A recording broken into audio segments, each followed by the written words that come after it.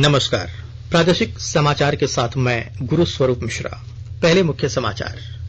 प्रधानमंत्री नरेंद्र मोदी ने बुद्ध पूर्णिमा के मौके पर कोरोना महामारी से निपटने के करुणामयी समन्वित प्रयासों पर दिया जोर। विशाखापट्टनम में गैस रिसाव की घटना पर राष्ट्रपति, प्रधानमंत्री और मुख्यमंत्री ने जताया दुख, पीड़ितों के शीघ्र स्वस्थ होने की कामना की। स्वास्थ्य विभाग ने सरकारी चिकित्सकों एवं चिकित्सा संस्थानों को कोविड-19 के अलावा अन्य बीमारियों का उपचार करने का दिया निर्देश।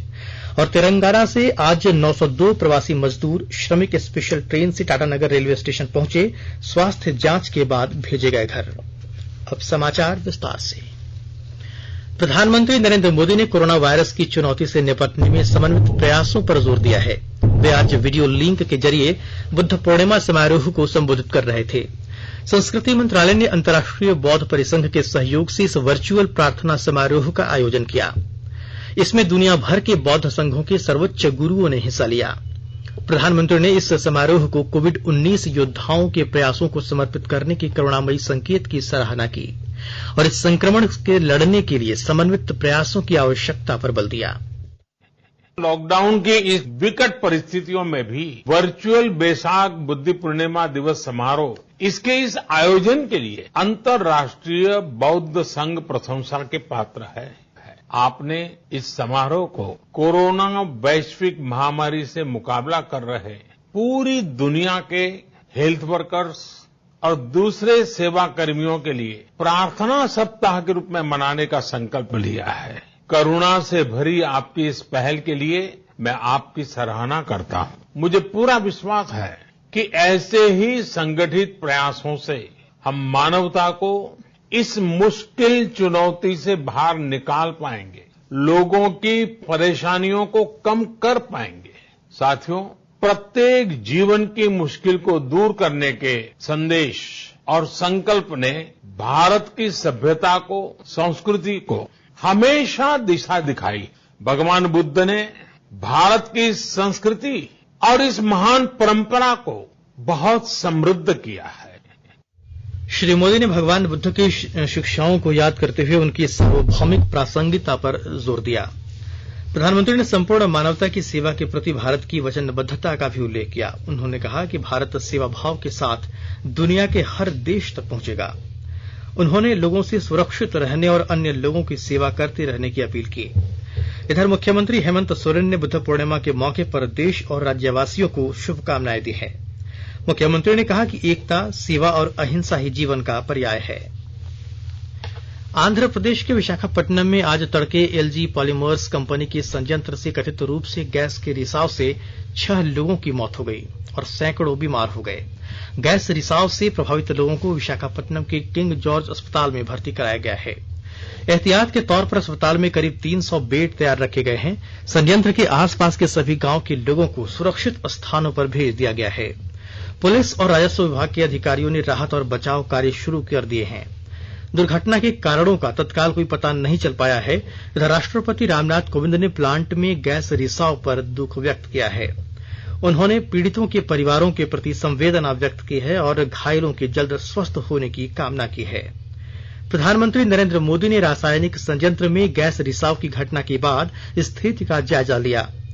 उन्होंने घटना के बारे में आंध्र प्रदेश के मुख्यमंत्री वाईएस जगनमोहन रेड्डी से बात की और उन्हें हर संभव सहायता देने का आश्वासन दिया।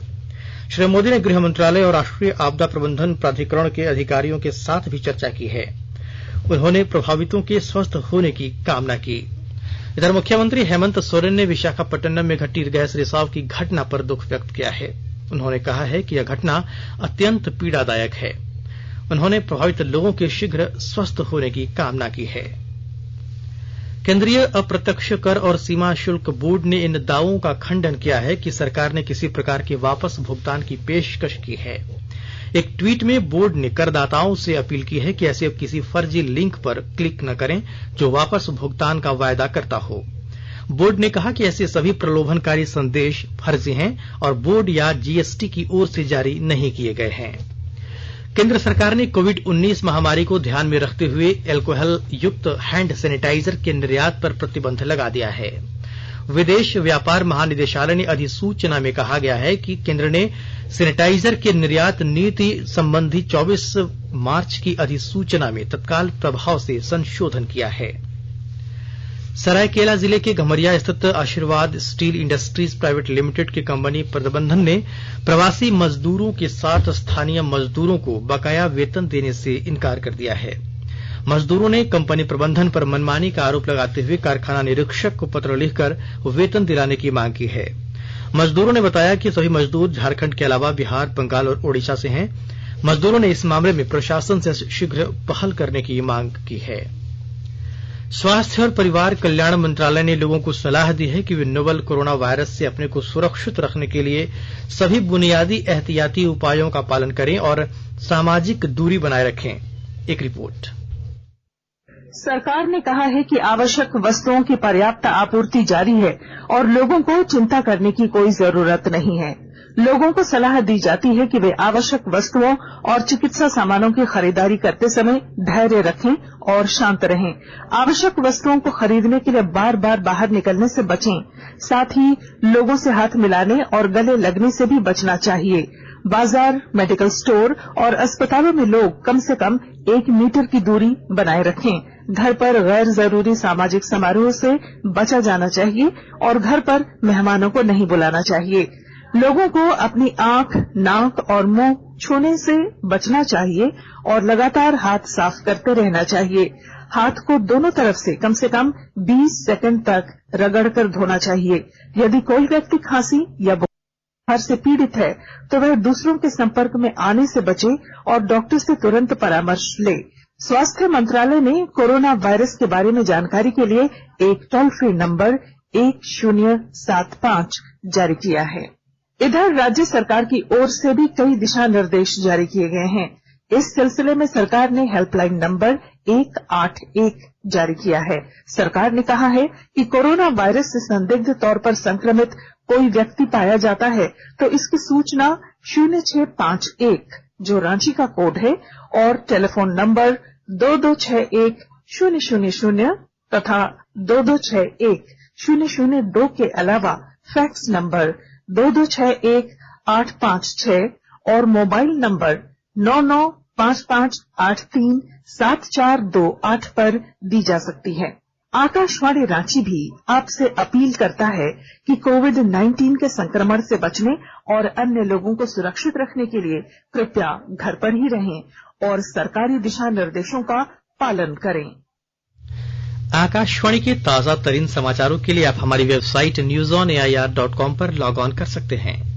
ताजा समाचार ट्विटर @AIR न्यूज अलर्ट्स और Facebook page all India radio news पर भी उपलब्ध है। आप प्रादेशिक समाचार एकांश के ट्विटर अकाउंट @AIR News_Ranchi और Facebook page AIR news Ranchi के अलावा YouTube channel regional news unit Ranchi पर भी हमारे बुलेटिन सुन सकते हैं। प्रादेशिक समाचार आप आकाशवाणी रांची से सुन रहे हैं।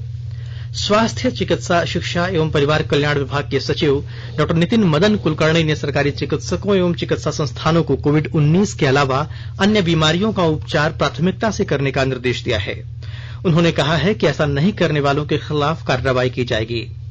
उन्होंने कहा कि झारखंड में कोरोना पॉजिटिव मरीजों की वृद्धि दर 2.52% है। अब तक राज्य भर में 15,130 टेस्ट किए गए हैं। कोविड-19 टेस्ट किए गए मरीजों की संख्या की कुल 99.17% टेस्ट की रिपोर्ट नेगेटिव आई है। उन्होंने बताया कि राज्य में कोविड-19 संक्रमण से मृत्यु दर 2.4% है। देश में पिछले 24 घंटों के दौरान कोविड-19 के 3,561 नए मामले आने के बाद संक्रमित लोगों की संख्या 53,000 के करीब हो गई है। स्वास्थ्य और परिवार कल्याण मंत्रालय ने बताया कि अब तक 15,267 रोगी ठीक हो चुके हैं और स्वस्थ होने वालों की दर 28.83% तक पहुंच गई है। 24 घंटों में इस वायरस से 89 लोगों की मौत हुई है। इसके साथ ही मृतकों की संख्या बढ़कर 1,783 हो गई है। इधर झारखंड में कल बुधवार को कोविड-19 संक्रमण के 2 मामले आने के बाद कुल मरीजों की संख्या 127 हो गई है। इनमें 37 लोग स्वस्थ हो चुके हैं, वहीं 87 मरीजों का इलाज जारी है। शिक्षा मंत्री जगन्नाथ महतो ने रामगढ़ में शिक्षा विभाग के पदाधिकारियों को डिजिटल पढ़ाई के प्रचार प्रसार को बढ़ावा देने का निर्देश दिया है। विस्तृत ब्यौरे के साथ हमारे रामगढ़ संवाददाता की रिपोर्ट।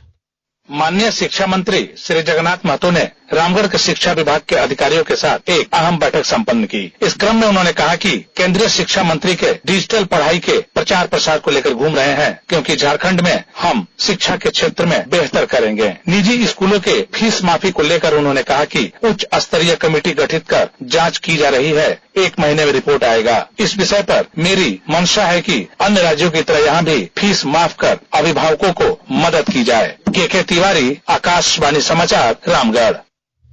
राज्यपाल सह कुलाधिपति द्रौपदी मुर्मू ने नोवेल कोरोना वायरस कोविड-19 से उत्पन्न स्थिति के मद्देनजर नीलांबर पीतांबर विश्वविद्यालय, पलामू के कुलपति एसएन सिंह, कुल्हान विश्वविद्यालय चाईबासा के कुलपति डॉ शुक्ला मोहंती और सिद्धो कानू विश्वविद्यालय दुमका के कुलपति डॉ मनोरंजन सिन्हा को अगले 2 माह अथवा उन विश्वविद्यालयों में नियमित कुलपति की नियुक्ति होने तक इनमें से जो भी पूर्व हो तो कुलपति का कार्य करने का निर्देश दिया है।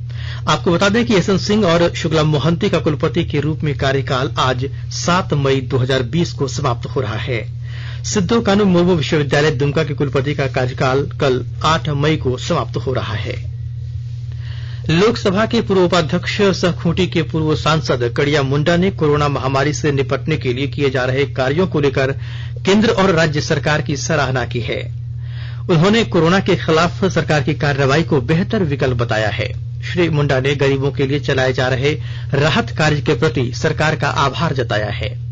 श्री मुंडा ने कहा कि झारखंड देश का पहला राज्य है जिसने गरीब मजदूरों को बाहरी राज्यों से वापस लाने का बीड़ा उठाया है और सरकार के इन कार्यों में आम जनता की भी सकारात्मक भागीदारी रही है। उन्होंने कहा कि झारखंड में कोरोना का संक्रमण बहुत ज्यादा नहीं हुआ है, लेकिन सतर्क रहना ही बचाव है। श्री मुंडा ने कहा कि देश के विकास में मजदूर वर्गों का अहम योगदान रहा है। प्रतिदिन सुबह सुबह घर घर जाकर समाचार पहुंचाने वाले हॉकरों की भी समाज निर्माण में सकारात्मक भूमिका रही है। तेलंगाना से आज 902 प्रवासी मजदूर श्रमिक स्पेशल ट्रेन से टाटानगर रेलवे स्टेशन पहुंचे, जहां सभी मजदूरों को मेडिकल चेकअप और स्क्रीनिंग के बाद राज्य के विभिन्न जिलों के लिए रवाना कर दिया गया। इन मजदूरों के आगमन को लेकर टाटानगर रेलवे स्टेशन पर सुरक्षा के पुख्ता इंतजाम किए गए थे। मजदूरों ने बताया कि तेलंगाना में परेशानी हो रही थी, लेकिन केंद्र और राज्य सरकार की पहल से वे अपने घर लौट सके हैं। इसके लिए उन्होंने राज्य सरकार की सराहना की है। इधर ओडिशा के जाजपुर से 60 प्रवासी मजदूर साहिबगंज के पॉलिटेक्निक कॉलेज स्थित कोरोना केयर सेंटर पहुंचे। सभी मजदूर उधवा प्रखंड के कटहलबाड़ी सहित अन्य गांवों के हैं। सभी मजदूरों के स्वास्थ्य की जांच की गई है। सभी मजदूरों को पंजीकरण करने के बाद मुहर लगाकर होम क्वारंटाइन में भेज दिया गया है। कोविड-19 के संक्रमण से बचाव के लिए पश्चिमी सिंहभूम जिले के तीनों अनुमंडलों में निषेधाज्ञा लागू कर दी गई है। सभी अनुमंडल पदाधिकारियों ने इस संबंध में आदेश जारी कर दिया है। इस दौरान 65 वर्ष से अधिक आयु के वृद्ध, 10 वर्ष तक के बच्चे और गर्भवती महिलाओं का घर से बाहर निकलने पर पूरी तरह प्रतिबंध रहेगा। इसके अलावा आम लोगों का सुबह 7 बजे से शाम 7 बजे तक घर से बाहर निकलना भी प्रतिबंधित रहेगा। उपायुक्त अरवा राजकमल ने कहा है कि गृह मंत्रालय द्वारा जारी निर्देशों का उल्लंघन करने वालों पर कार्रवाई की जाएगी। कुल्हान प्रक्षेत्र की पुलिस उप महानिरीक्षक राजीव रंजन सिंह ने आज सरायकेला जिला पुलिस मुख्यालय में पुलिस पदाधिकारियों के साथ बैठक की। इस दौरान उन्होंने कोरोना संकट को देखते हुए लॉकडाउन का सख्ती से पालन कराने का निर्देश दिया। श्री रंजन ने जिले के सभी थानों को अपने अपने क्षेत्र के 5 प्रबुद्ध लोगों से बात कर उनकी समस्याओं के समाधान के लिए पुलिस अधीक्षक से समन्वय स्थापित करने का निर्देश दिया, ताकि लॉकडाउन के दौरान आम लोगों को हो रही परेशानियों की प्रशासन को जानकारी मिल सके। आकाशवाणी का समाचार सेवा प्रभाग आज हिंदी और अंग्रेजी में अपने फोन इन कार्यक्रम में कोविड-19 पर विशेष परिचर्चा प्रसारित करेगा। दिल्ली के जीबी पंत अस्पताल के वरिष्ठ चिकित्सक डॉक्टर संजय पांडे परिचर्चा में हिस्सा लेंगे। श्रोता टोल फ्री नंबर 1800-115767 पर कॉल करके विशेषज्ञों से सवाल पूछ सकते हैं। नंबर एक बार फिर सुन लें, 1800-115767। टेलीफोन नंबर 011-233-14444 पर भी प्रश्न पूछे जा सकते हैं। यह विशेष कार्यक्रम आज रात 9:25 पर FM गोल्ड और अतिरिक्त मीटरों पर सुना जा सकता है। कार्यक्रम हमारी वेबसाइट newsonair.com और YouTube channel news on AIR official पर भी उपलब्ध रहेगा। न्यूज ऑन एआईआर पर भी अपडेट लिए जा सकते हैं। और अब संक्षिप्त खबरें। पश्चिमी सिंहभूम जिले में कोरोना महामारी से लड़ने के साथ ही आर्थिक गतिविधियों पर भी विचार किया जा रहा है। मनरेगा द्वारा संचालित कार्यों में स्वयंसेवी संस्थाओं द्वारा सहयोग प्रशासन को मिलेगा। वृद्धाश्रमों के संचालन तथा असहायों की देखभाल की जिम्मेदारी भी स्वयंसेवी संस्थाओं से लेने पर सहमति बनी है। कुछ संस्थाओं ने प्रशासन को भी पीपीई किट और मास्क उपलब्ध करवाने का भरोसा दिलाया है। राज्य सरकार लॉकडाउन की अवधि में विशेष परिस्थितियों में आवागमन के लिए पास निर्गत करने के लिए ई पास की सुविधा दे रही है। ई पास को लेकर अगर कोई समस्या हो तो 1950 यानी 1950 पर सहयोग लिया जा सकता है। अंत में मुख्य समाचार एक बार फिर। प्रधानमंत्री नरेंद्र मोदी ने बुद्ध पूर्णिमा के मौके पर कोरोना महामारी से निपटने के करुणामयी समन्वित प्रयासों पर दिया जोर। विशाखापट्टनम में गैस रिसाव की घटना पर राष्ट्रपति, प्रधानमंत्री और मुख्यमंत्री ने जताया दुख, पीड़ितों के शीघ्र स्वस्थ होने की कामना की। स्वास्थ्य विभाग ने सरकारी चिकित्सकों एवं चिकित्सा संस्थानों को कोविड-19 के अलावा अन्य बीमारियों का उपचार करने का दिया निर्देश। और तेलंगाना से आज 902 प्रवासी मजदूर श्रमिक स्पेशल ट्रेन से टाटानगर रेलवे स्टेशन पहुंचे, स्वास्थ्य जांच के बाद भेजे गए घर। इसके साथ ही आकाशवाणी रांची से प्रादेशिक समाचार का ये बुलेटिन समाप्त हुआ। नमस्कार।